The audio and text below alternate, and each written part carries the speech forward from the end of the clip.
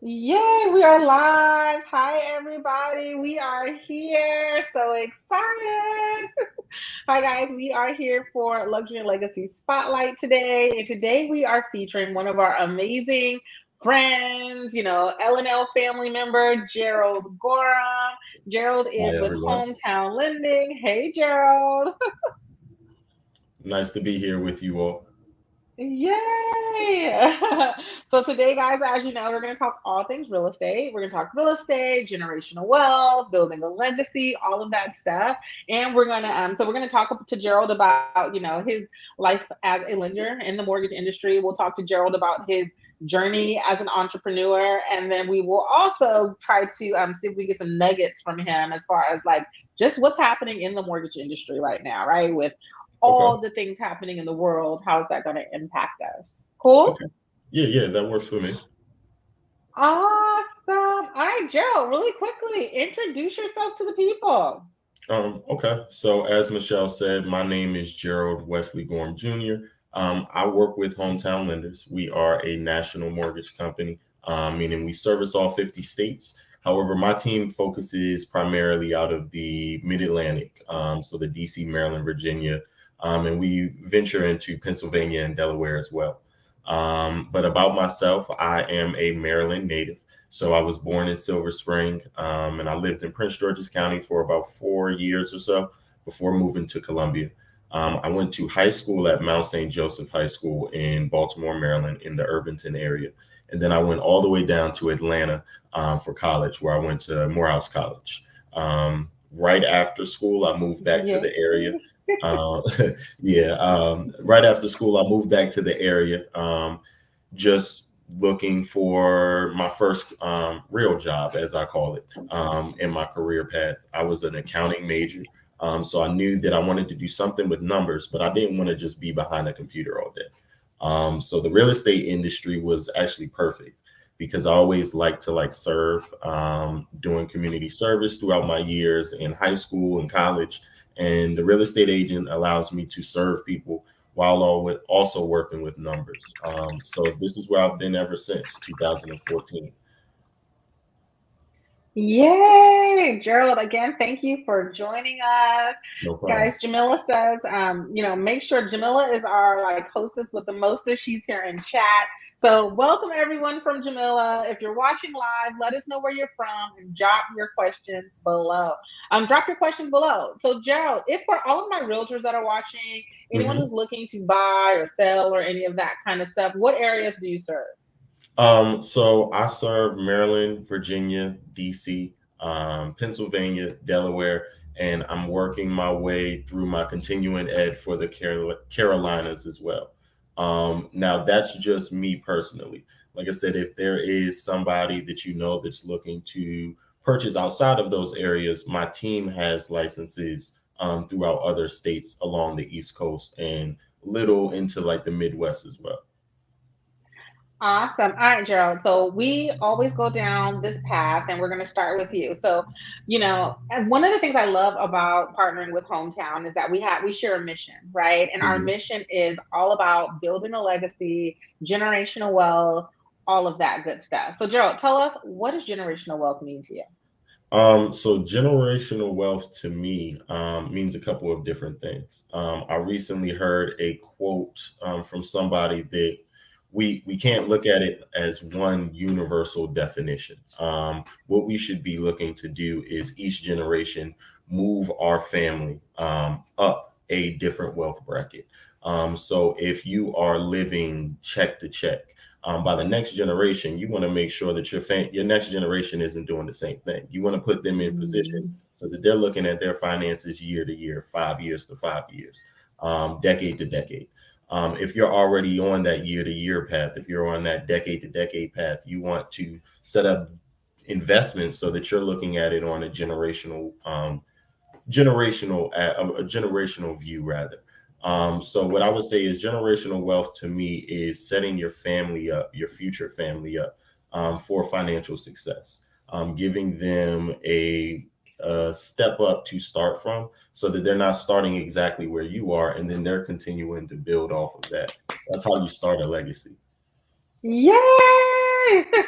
That is exactly what we say here, right? Generational wealth is not just being independently wealthy. It's not about having a lot of money in the bank. That's part of it. But it Mhm, really is about giving every generation a step up, right? mhm, I'm doing better than my parents. My parents did better than my grandparents. My grandparents mhm. did better than their parents, all because of the things, just the little steps that were put in place, right? Those little successes add up.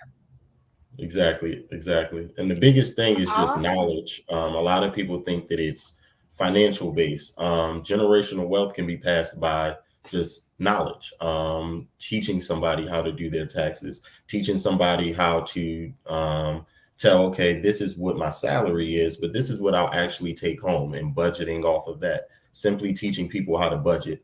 That can help build generational wealth just as much as investment tools can. Awesome. Guys in the audience, tell us, what does generational wealth mean to you? Right? And what are some things that you've put in place? Do you have life insurance? Do you have a trust? Have you purchased your first property? Are you buying investment properties? What are you doing to set up the next generation? Awesome. Hi, Facebook users. We have some people in the building from California. Yay! I'm a California native. It's been a little while. I won't say how long since I've lived in California. Kansas City's in the building. Hi, Eric. Welcome. Thanks for joining us. Guys, we're so excited. Sometimes we can't see you because of StreamYard. But so also, if you're here, just let us know. What does generational wealth mean to you? What are some steps that you're putting into? Awesome. Gerald, so next, Mhm. tell us a little bit about what has been your biggest success. Has it been a personal success as you've grown your business, or a success of a client? What has been something that really stands out as a win in your professional life as you've been in the mortgage industry? Okay. So yeah, like I said, I've been in the industry for approaching 8 years now. And throughout that time, I've played different roles, whether it's on the origination side or the processing side. My biggest win to me was honestly the first loan that I closed as a originator in my own name. I had previously been working under a team, and my team was led by my branch manager. He does a lot of business, so the feeling of closing each one of his deals was different than when I closed my own deal that I started from beginning to end. And that was really a win to me because it showed me that I could do it. I had been watching him and everything that he had built over the years, and it looked easy from there. When I took that leap of faith Mm. myself, it was a little eye opening. But like I said, that first file showed me that I could get it done. And then I was just motivated from there on out. Yay! So I've heard a couple things here. So one, you said that being a part of a team, it just looks so much easier than it Mhm. was once you went out and did it on your own. Exactly, exactly. I think that's another. For all the people that are out there on teams, what are some what's a word of wisdom that you would give them? So I would definitely say soak up as much as you can while you are on that team. Don't rush just for the sake of wanting to be out on your own. Mm. Make sure that you are digesting from the highs and the lows of each one of those experiences that you're going through. What I would also say is that network, but just maintain those relationships. One of the things that really helped Mm. me when I did step out on my own was the relationships and trust that I had built with my former team. We're still coworkers. So if I have any questions or concerns, I can always run something by them. So maintaining that relationship really helped me moving forward. And soaking up as much as I could while I was there helped me in that initial step. Yeah, I love that, guys. I mean, that is cream of the crop advice. If you're on a team now, whether it's a day job, whether it is a real estate team, right? I have some agents on my team, whether you're a mortgage broker and you have a team, whether no matter what it is, whether it's a sports team, Mhm. try to gain and absorb as much information as you can, so that way when you move out on your own, you're better prepared. And then second, the relationships that you build are priceless. Awesome. All right, here's another one, Gerald. Here's another tough question for you. So we talked Okay. about the wins. People love this, which is kind of crazy, right? But what's been your biggest challenge? Um, What have you seen? What's been your biggest challenge as an entrepreneur? So my biggest challenge, especially in this industry, is just staying on top of change. Change is natural, and we have to change with change.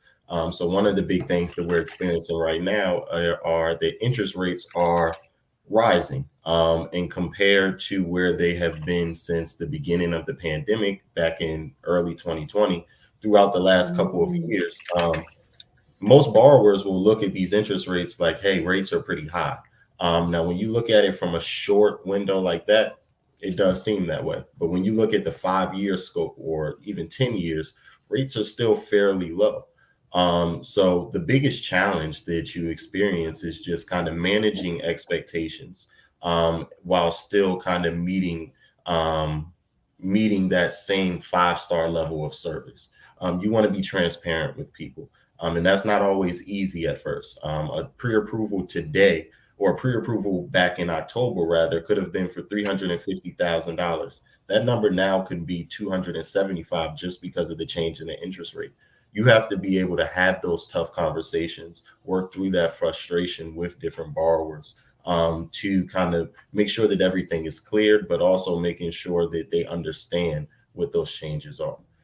So I hope I answered the question, but like I said, my biggest challenge, is just like I said, just making sure that I am transparent and clear to the borrowers, and that's a Mm. challenge that I accept. I don't look at a challenge as like a shortcoming. I just look at it as something that you have to get over. Awesome. No, you definitely answered the question. Guys, for anyone just joining us, just to recap. So we have our luxury and legacy spotlights we bring you every month. This month we are speaking with Gerald Gorham with HomeTown Lending. You know, we are all things real estate, all things generational wealth, and there's a lot happening in the mortgage industry right now. So Gerald just was talking about some of the biggest challenges that he personally has overcome, that some of his clients have had to overcome, and one of the things he talked about were rising interest rates. So I know a lot of people are afraid of these rising interest rates. Gerald, what are you seeing, or what would you tell people when it comes to that information? So I actually pulled some charts for you guys. So if you wouldn't mind, can I share my screen?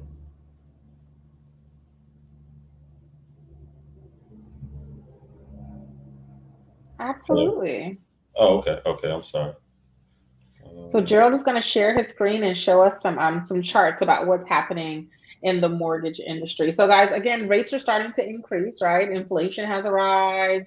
The industry is changing, right? But that doesn't mean that you should not buy a house, and it doesn't mean that you should run out and feel pressured to buy a house right now.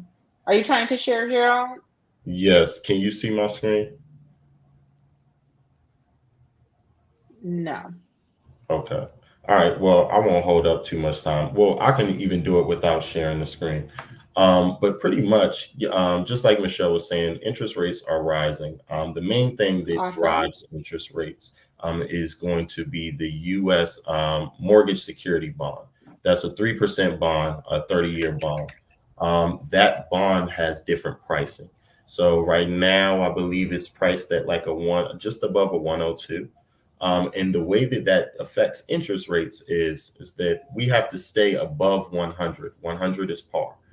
The interest rate is determined by however wherever that current price is, and then they pad on to that all margins so that they can pay for servicers, banks, investors, so that everybody can get paid, out of the back end of the transaction. That's how they determine how much above that 3% interest rate your going rate rises.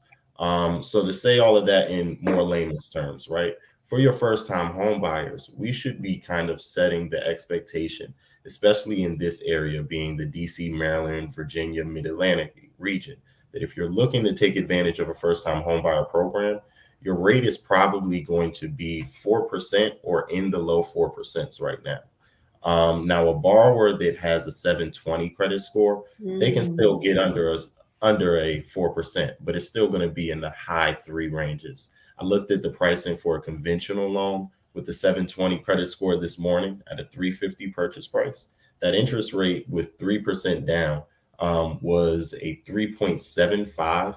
if you're below the area median income limit. And if you're above that income limit, that interest rate jumped up to a 4.0. So it's going to be important that we kind of set those expectations from day one. I know we're doing it from the lender side.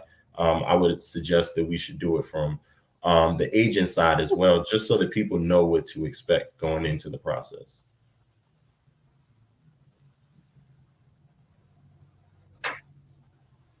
Did I lose you? Can you hear me? Yes, yes, I can. Did I lose you? It was something happened. It blew up, but but I'm Okay. here. Oh man. Okay. Sorry, everyone that's watching. We've lost a few people. It's okay. So we do have a question, Gerald. We have a question in the Mhm. audience from Eric. Eric's in one of our. He's in our Luxury and Legacy Facebook group, so we can't see his face here on Okay. StreamYard. But he says, "Question for the gentleman: How are you preparing now today for when the real estate market takes a downturn? In 2009 and 2010, agents and brokers were running out of business because they weren't prepared. So how are you preparing as an entrepreneur?" So I And hate to how sound are you telling your clients to prepare? Yeah, so I hate to sound like a broken record, but transparency, just kind of letting people know where the rates are headed, is allowing people to better plan, so that we don't run into the same issues that we ran into in '09 and 2010. So what does that mean? That means, okay, looking at some other financing options. So maybe your max pre-approval amount has gone down because interest rates have gone up. Well, let's look at renovation options.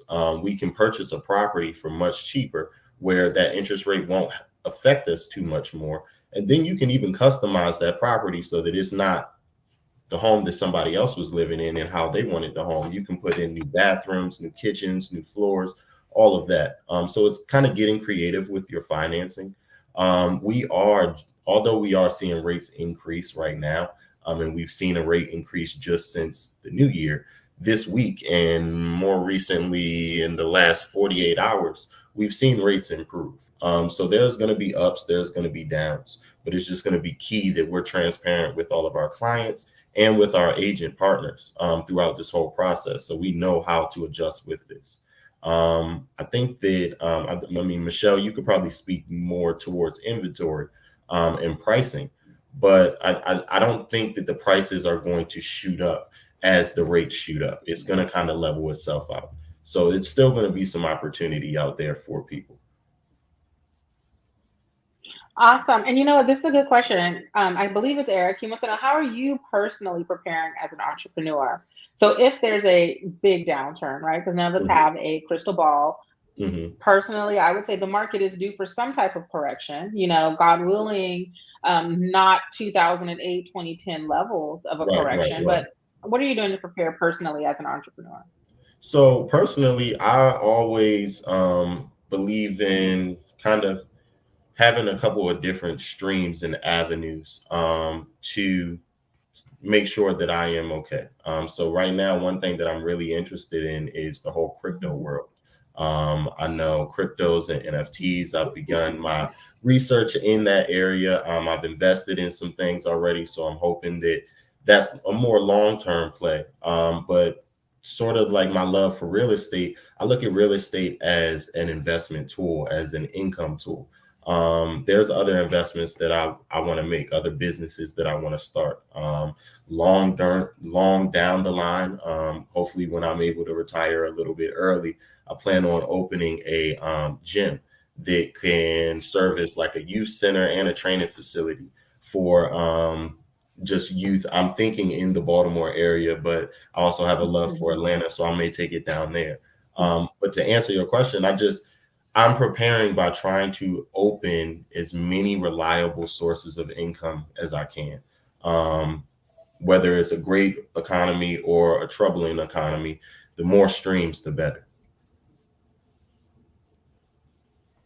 Awesome. No, thank you, Eric. Eric says thanks for answering.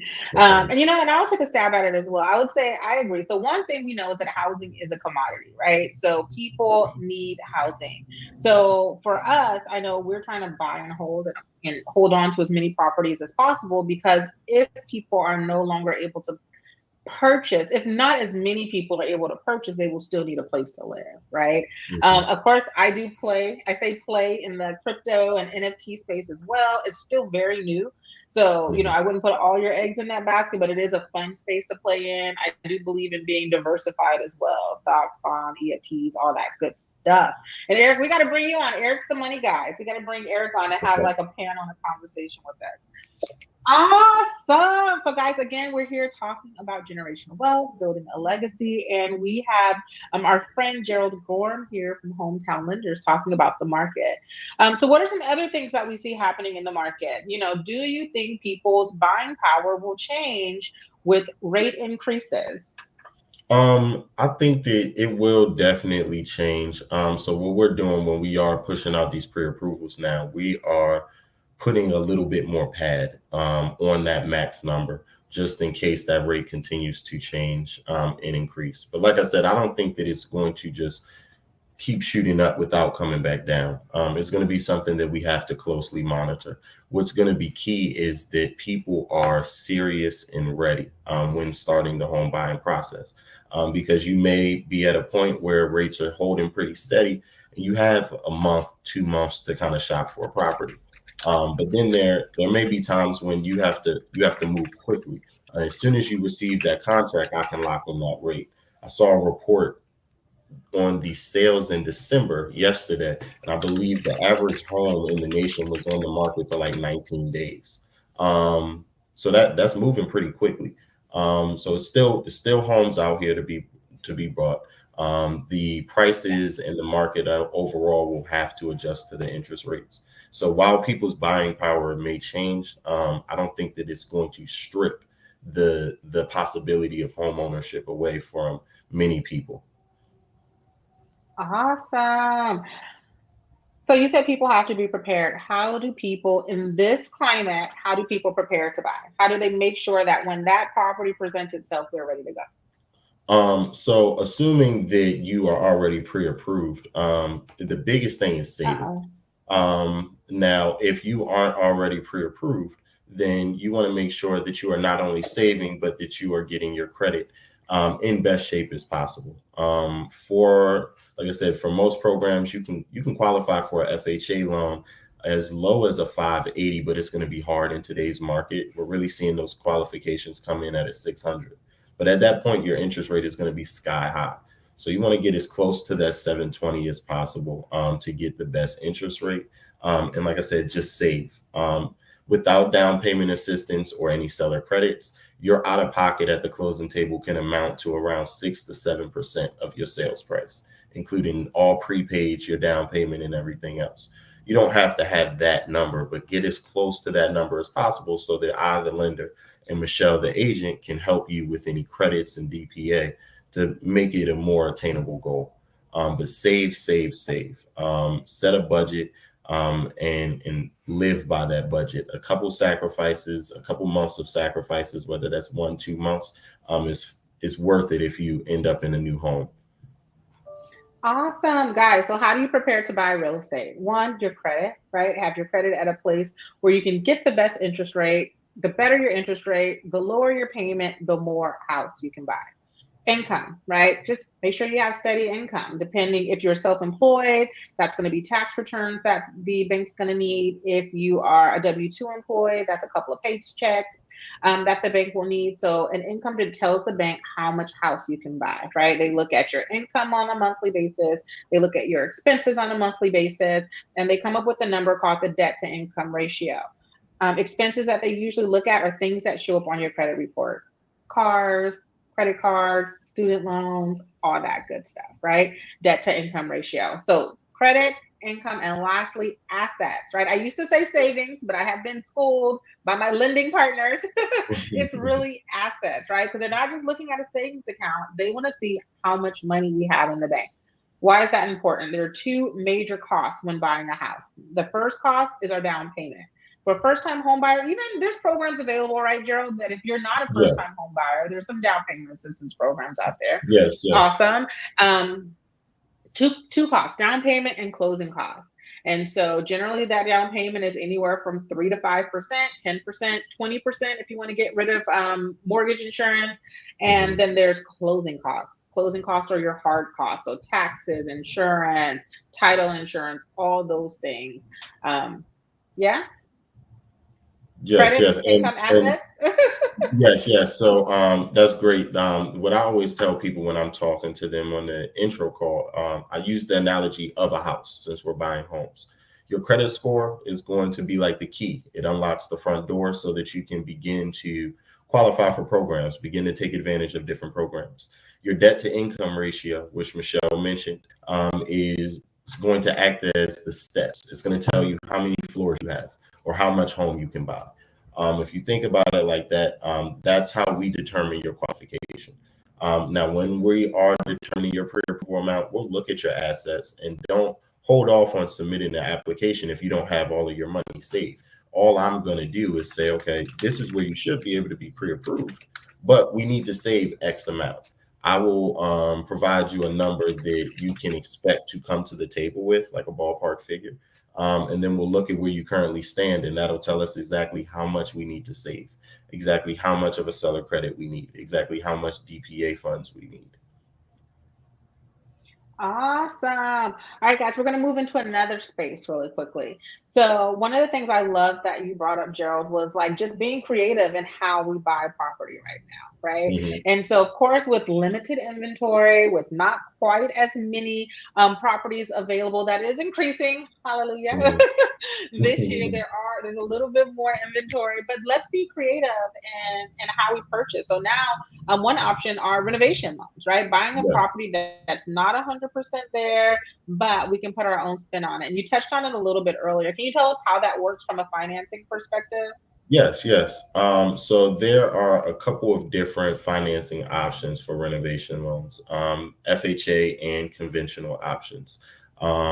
For either, what you do is you purchase the property, and you also will make a list, and they call it a bid, but you'll make a list of certain repairs that you want, whether that is replacing things in the kitchen, replacing the floor, redoing the bathroom. In some structures you can add on, like you may be able to add on a deck or things of that nature. Whatever the project is, we'll price it out. We'll have a contractor go out there and tell you exactly how much their team will charge you for those repairs, and we finance that into the loan, which basically means we add that on to the loan amount or to the purchase price, and the loan that we'll give you will pay for those costs up front as well as the purchase of the property. That way, you're stretching out those repair costs over your long term, which is typically 30 years, but you're stretching it out so you're not coming out of pocket with so much money. It's beneficial because it's a good way to kind of go below your purchase price while putting a lot of equity initially in your pocket. So I recently, actually, on the day before New Year's, I closed a loan in Philadelphia where a gentleman purchased his property for $155,000. He put $30,000 worth of repairs in there. So you would think that his value would come in around like 180. Well, his home, once the repairs are going to be complete in about a week or so, will be worth, or is estimated to be worth, $250,000. So he not only got the money that he's eventually going to be paying out of it in the initial estimate of the value, but he got a little bit more. So he's set up in the future, if he wants to eventually sell that property, he has more equity in his pocket from day one, which is only going to increase as he continues to pay. Or if he looks to refinance to bring that rate down a little bit, let's say if rates do spike back down, he can take advantage of that and pull some cash out as well. Awesome. What would be one thing that you would leave our audience with when it comes to, real estate, mortgages, investing in real estate, building a legacy, all that good stuff? Um, the one thing that I would say is don't be afraid to ask questions. If there's something that you don't know, there is somebody out there that knows it. And I always tell people that taking that first step is the hardest step. Before you ask that question, before you reach out for that support, in whatever avenue and route you're trying to take within the real estate industry, you're essentially alone. There's a lot of people in this industry that are looking to help you out. So don't hesitate to reach out. As soon as you do that, you can find the answer to anything. That's something I still do every day myself.